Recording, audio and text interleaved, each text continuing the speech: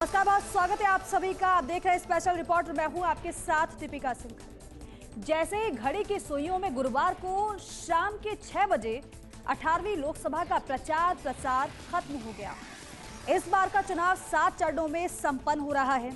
आज से ठीक 75 दिन तक रैलियों का शोर गूंजा, मुद्दों का तूफान उठा, बयानों के बाण चले, सियासी उठापटक, खटाखट, फटाफट, टकाटक, सब आया, सब सुना हमने। सबने अपनी डफली, अपना राग सुनाया। अब 1 जून को एग्जिट पोल और 4 जून को 18वीं लोकसभा के नतीजों का इंतजार है। चुनावों का परिणाम जानने के लिए हर दिल बेकरार है।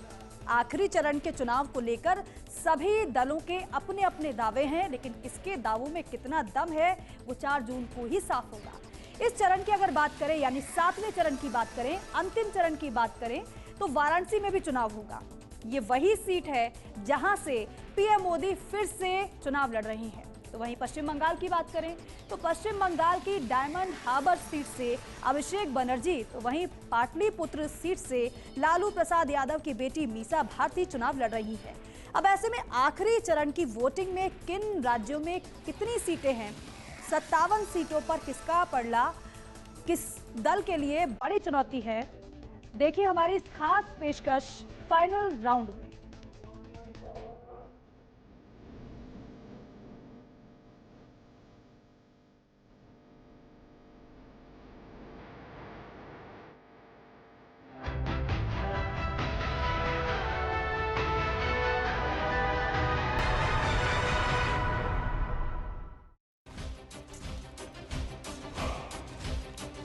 आखिरी चरण के चुनाव की उल्टी गिनती शुरू हो गई है, लेकिन 7वें चरण की 57 सीटों पर कई दिग्गज नेताओं की साख दांव पर है। पश्चिम बंगाल में ममता बनर्जी के सामने अपनी सीटें बचाए रखने की चुनौती है। उत्तर प्रदेश के पूर्वांचल में गठबंधन को ज्यादा से ज्यादा सीटें जिताने की चुनौती अखिलेश यादव और राहुल गांधी के सामने है। पंजाब में आम आदमी पार्टी की सरकार है और सभी 13 सीटों पर अरविंद केजरीवाल और भगवंत मान की साख दांव पर है।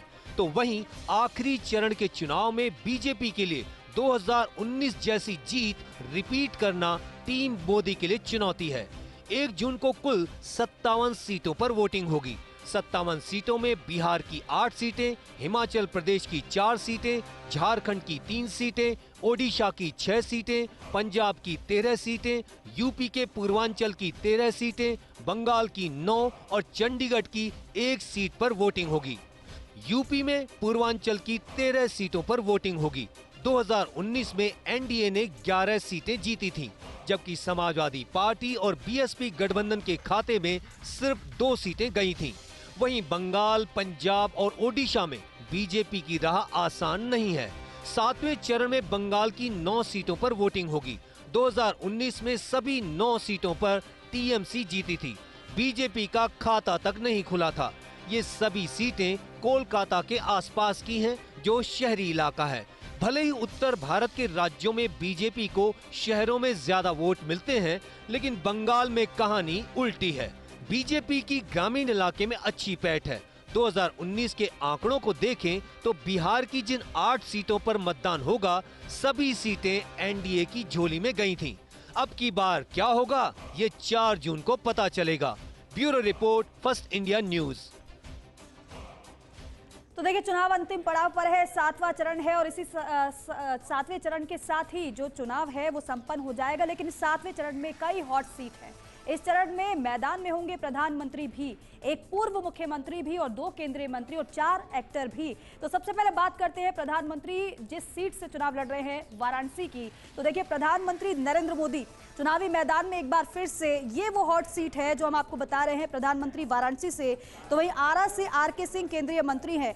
अनुराग ठाकुर हमीरपुर से एक बार फिर से चुनावी मैदान में, हालांकि 2008 में जब बाई इलेक्शन हुआ था तो हमीरपुर से जीते थे अनुराग ठाकुर और लगातार तब से वो जीत हासिल यहां से करते आ रहे हैं। चरणजीत सिंह चन्नी जालंधर से एक बार फिर से मैदान में। तो वहीं एक्टर कंगना रनौत मंडी सीट से चुनाव लड़ रही हैं, तो वहीं गोरखपुर से रवि किशन एक बार फिर से मैदान में है। हालांकि गोरखपुर सीट ये भी हॉट सीट में शुमार रही है, क्योंकि यूपी के सीएम योगी आदित्यनाथ यहां से 5 बार सांसद रहे हैं।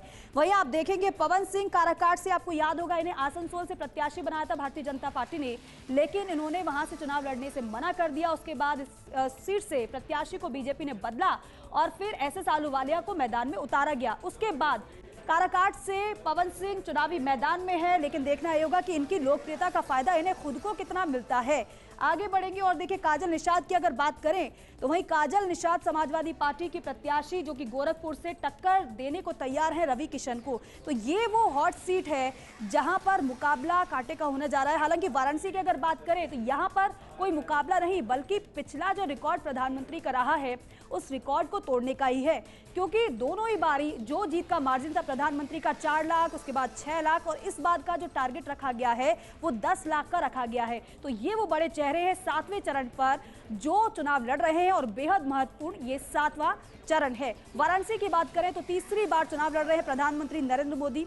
2014 और 2019 में जीत उन्होंने हासिल की, बतौर पीएम तीसरे कार्यकाल की उम्मीद वो कर रहे हैं। और यहाँ पर जो आप मुकाबला देख रहे हैं अजय राय के साथ प्रधानमंत्री नरेंद्र मोदी का। अजय राय ये जो चेहरा है कांग्रेस, यूपी कांग्रेस के ये अध्यक्ष हैं और आपको ये भी बताएं कि इससे पहले भी ये चुनाव लड़ चुके हैं और तीसरी बार मैदान में है और 3 बार चुनाव लड़े, तीनों बार ये तीसरे नंबर पर रहे हैं। तो इसके अलावा आप देखेंगे यहाँ पर उत्तर प्रदेश कांग्रेस के प्रदेश अध्यक्ष हैं, 2012 तक बीजेपी में थे, फिर सपा में पहुंचे, सपा में भी ये रह चुके हैं, 5 बार विधायक रहे हैं, लेकिन लोकसभा चुनाव लड़ रहे हैं एक बार फिर से। लेकिन अब ये देखना होगा क्योंकि सपा और कांग्रेस 7 चुनाव लड़ रहे हैं। एक और महत्वपूर्ण बात है, ये जो 13 लोकसभा सीटों पर उत्तर प्रदेश के चुनाव हो रहा है, सिर्फ वाराणसी वो सीट है जहां पर कांग्रेस पार्टी का प्रत्याशी, बाकी गठबंधन में समाजवादी पार्टी के प्रत्याशी हैं। तो ये मुकाबला प्रधानमंत्री नरेंद्र मोदी और अजय राय के बीच होने जा रहा है। लेकिन यहां पर देखना यह दिलचस्प होगा कि प्रधानमंत्री की जीत का जो आंकड़ा है वो कितना बढ़ता है और साथ ही साथ अजय राय जो हर बार तीसरे नंबर पर रहे हैं, इस बार किस नंबर पर वो रहने वाले हैं, कितना ज्यादा वो गेन कर पाते हैं, कितना ज्यादा उन्होंने जो मतदाताओं को प्रभावित करने की कोशिश की है। क्योंकि वाराणसी में अखिलेश यादव, राहुल गांधी प्रचार कर चुके हैं, तो वहीं प्रियंका गांधी और डिंपल यादव भी अजय राय के लिए प्रचार करती हुई नजर आई थी। बहरहाल अब आगे बढ़ते हैं, अगली सीट की बात करते हैं। अगली जो सीट है वो आप देखेंगे यहाँ पर मंडी सीट है। हिमाचल प्रदेश की मंडी सीट की अगर बात की जाए तो अभिनेत्री है कंगना रनौत, भारतीय जनता पार्टी में शामिल हुई और आप देखिए कंगना पहली बार चुनाव लड़ रही हैं, पहली बार चुनावी मैदान में है। चुनाव से पहले फिल्मों में एक्टिव हो रही हैं। राज्य में मौजूदा कांग्रेस सरकार के खिलाफ स्टारडम का फायदा उन्हें मिल सकता है, ऐसा माना जा रहा है, लेकिन कितनी अपनी लोकप्रियता को भुना पाती हैं ये देखने वाली बात होगी। बहरहाल दूसरी तरफ अगर आप देखेंगे विक्रमादित्य सिंह प्रतिभा सिंह के बेटे हैं, अभी विधायक हैं, पहली बार लोकसभा चुनाव लड़ रहे हैं, क्योंकि पहले ऐसा माना जा रहा था कि इस सीट से प्रतिभा सिंह ही चुनाव लड़ेंगी। लेकिन बाद में जब विक्रमादित्य का नाम सामने आया तो पता चला कि प्रतिभा सिंह ने यहां से चुनाव लड़ने से मना किया। यही वजह है कि उनके बेटे को चुनावी मैदान में उतारा गया। मंडी वीरभद्र परिवार का गढ़ है। वीरभद्र सिंह जो कि हिमाचल प्रदेश के पूर्व मुख्यमंत्री हैं, यहां से प्रतिभा देवी सिंह सांसद हैं, पार्टी प्रदेश अध्यक्ष भी हैं, क्योंकि मंडी सीट पर जब उपचुनाव हुआ था तो कांग्रेस पार्टी ने इस सीट को जीत लिया था। बहरहाल अब आगे बढ़ते हैं, अगली सीट की बात करते हैं। कौन सी हॉट सीट है? तो देखिए फाइनल जो राउंड है बेहद महत्वपूर्ण है।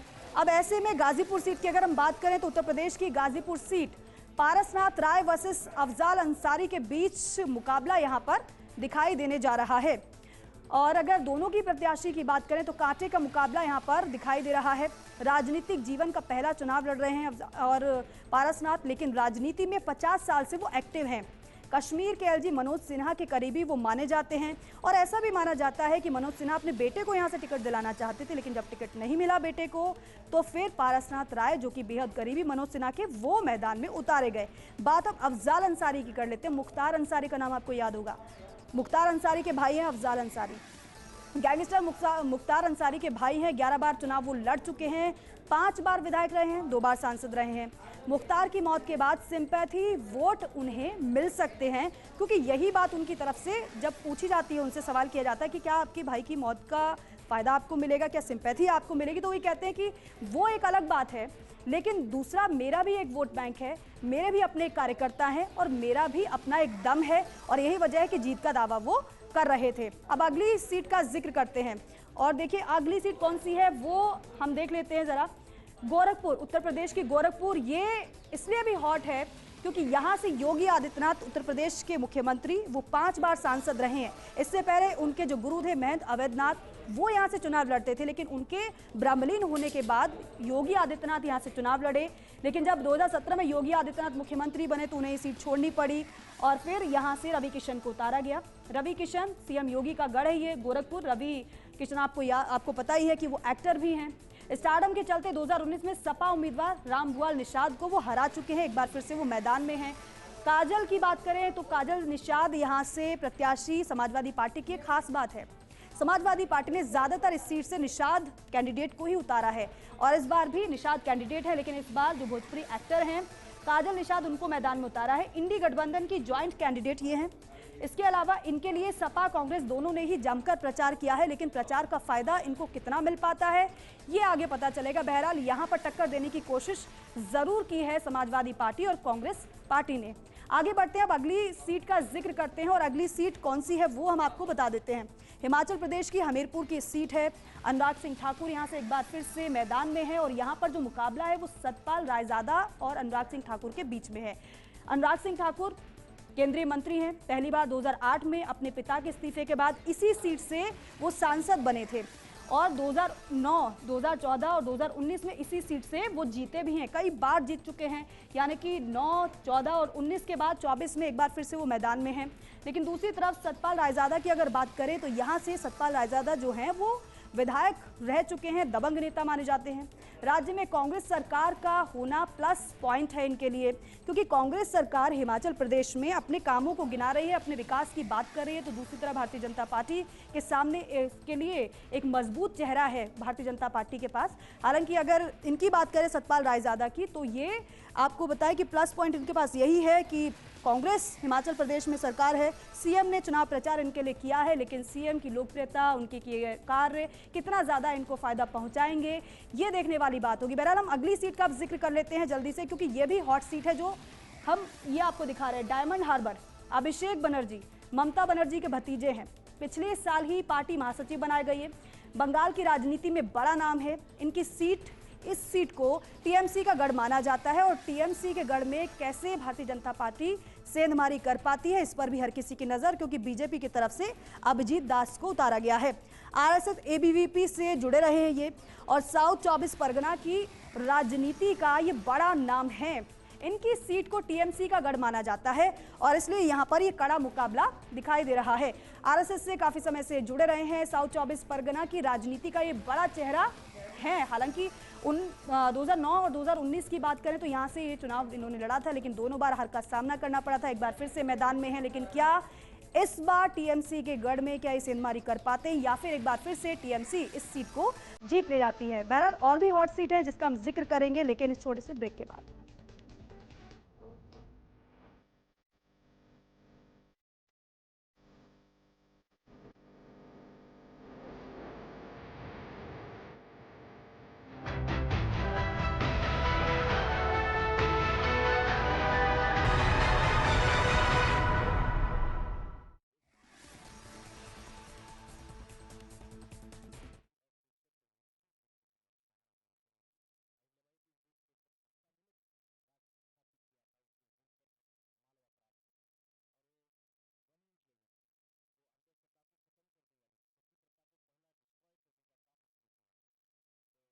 राउंड है और फाइनल राउंड में ही फुल एंड फाइनल हो जाएगा और जनता जब ईवीएम का बटन दबाएगी तो दिग्गजों की किस्मत का फैसला भी करेगी। बहरहाल ब्रेक से पहले हमने कई हॉट सीटों का जिक्र किया और आपको बताया कि वहां पर किस तरीके से समीकरण रहते हैं और कौन चुनावी मैदान में कौन किसको कितनी टक्कर दे रहा है। अब बात कर लेते हैं मिर्जापुर की, उत्तर प्रदेश की मिर्जापुर लोकसभा सीट की। अगर हम बात करें तो देखिए दो चेहरे यहाँ पर आपको नजर आ रहे हैं। ये जो चेहरा आप देख रहे हैं अपना दल एस, उत्तर प्रदेश में बीजेपी से इनका गठबंधन है और अपना दल एस की अनुप्रिया पटेल एक बार फिर से मैदान में है, केंद्र में मंत्री हैं और इनकी पार्टी एनडीए का हिस्सा है। 2019 में भी दोगुने अंतर से इन्होंने जीत हासिल की थी और एक बार फिर से ये मैदान में है और तरीके से इस बार बीजेपी से सपा में गए सांसद से इनका जो मुकाबला है, रमेश बिंद मैदान में है, इनके सामने रमेश बिंद से इनका मुकाबला है, जो कि 3 बार बसपा से विधायक रह चुके हैं और सपा से टिकट मिलने के कारण रमेश के साथ बिंद बिरादरी के अलावा मुस्लिम और यादवों का भी काफी सपोर्ट है। लेकिन जो यहाँ पर जातीय समीकरण जो बैठते हैं वो बेहद महत्वपूर्ण हो जाते हैं और इसलिए जातीय समीकरण में जो ये कैंडिडेट फिट बैठाए गए हैं रमेश बिंद पार्टी की तरफ से, ये कितना ज्यादा फायदा ले पाते हैं ये देखने वाली बात होगी। बहरहाल हम आगे बढ़ते हैं और अगली सीट का जिक्र कर लेते हैं और अगली सीट आप देखेंगे तो यूपी की देवरिया है, ये भी हॉट सीट में शुमार है। अखिलेश प्रताप सिंह, आपने इनको देखा होगा टीवी डिबेट में कांग्रेस का पक्ष रखते हुए और यहाँ ये मैदान में बीजेपी पार्टी के राष्ट्रीय प्रवक्ता और विधायक ही रह चुके हैं और इस सीट पर कांग्रेस पिछले 40 साल से जीत तलाश रही है। अखिलेश प्रताप सिंह यहां से चुनावी मैदान में हैं और दूसरी तरफ शशांक मणि त्रिपाठी यहां से गठबंधन के उम्मीदवार हैं। पूर्व सांसद प्रकाश मणि के बेटे हैं। शिक्षा और महिला सशक्तिकरण के कामों के कारण बीजेपी ने मौजूदा सांसद पर तरजीह दी है और यहां आप देखेंगे यूपी की देवरिया की जो सीट है वो बेहद महत्वपूर्ण हो जाती है। बहरहाल आगे बढ़ते हैं और अगली सीट का जिक्र करते हैं और यहाँ पर किस तरीके से कौन मैदान में है और किस तरीके से किसका पलड़ा भारी है वो हम आपको बता देते हैं, क्योंकि हॉट सीट में पूर्व मुख्यमंत्री चरणजीत सिंह चन्नी, जालंधर की अगर हम बात करें तो यहाँ पर चरणजीत सिंह चन्नी वर्सेस सुशील कुमार रिंकू के बीच मुकाबला है। बीजेपी कांग्रेस प्रत्याशी, हालांकि पंजाब की अगर बात करें तो भारतीय जनता पार्टी की जो जमीन है काफी कमजोर रही है, कांग्रेस यहां पर मजबूत रही है, लेकिन आम आदमी पार्टी की सरकार है और इसलिए आम आदमी पार्टी यहां पर मजबूत मानी जा रही है। चन्नी की अगर बात करें तो चन्नी पंजाब के पूर्व सीएम रह चुके हैं। जालंधर के कांग्रेस का गढ़ और दलित बहुल होने का फायदा इन्हें मिल सकता है, लेकिन विवादित बयान देकर ये काफी सुर्खियों में रहते हैं। तो वहीं दूसरी तरफ सुशील कुमार रिंकू की अगर हम बात करें तो बीजेपी के मौजूदा सांसद हैं। पहले आप से इन्हें टिकट मिला था लेकिन तुरंत बाद बीजेपी ज्वाइन उन्होंने कर ली। पिछले साल कांग्रेस छोड़ आम आदमी पार्टी में ये गए थे और आपकी तरफ से इन्हें प्रत्याशी बना दिया गया। आगे बढ़ते हैं और अगली सीट का जिक्र करते हैं और अगली सीट जो है वो आप देखेंगे, ये चेहरा तो आपको जाना पहचाना लग रहा होगा क्योंकि पार्टी को उन्होंने डिफेंड कर खूब किया है। पटना साहिब सीट ये हॉट सीट में शुमार है। बिहार की पटना साहिब जो सीट है, यहाँ से जो टक्कर दे रहे हैं वो अंशुल अभिजीत है।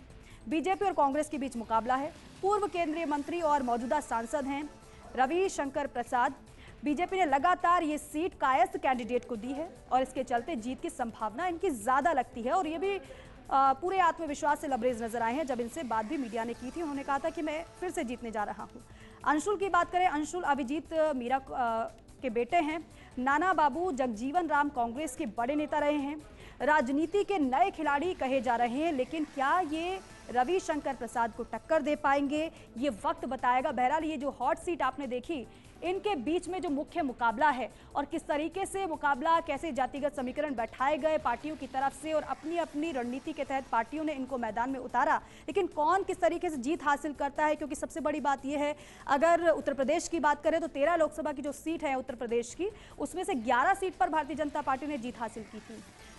पश्चिम बंगाल की बात करें तो पश्चिम बंगाल सीट पर टीएमसी का कब्जा था, तो वहीं बिहार की 8 सीट भारतीय जनता पार्टी ने जीती थी जो जेडीयू के साथ चुनाव लड़ा था। ऐसे में एनडीए चाहेगा कि वो जीत बरकरार रखे, तो दूसरी तरफ जो इंडी गठबंधन है वो ये पूरी कोशिश कर रहा है कि वो टक्कर यहाँ पर न केवल प्रत्याशियों के दे बल्कि ज्यादा से ज्यादा सीटें हासिल करे। लेकिन किस तरीके से यहाँ पर वर्चस्व रहेगा, किसका प्रभाव ज्यादा पड़ेगा, ये 4 जून को ही साफ होगा। तो इसी के साथ ही हमारी खास पेशकश में अभी के लिए इतना ही। आप देखते रहिए फर्स्ट इंडिया न्यूज़। नमस्कार।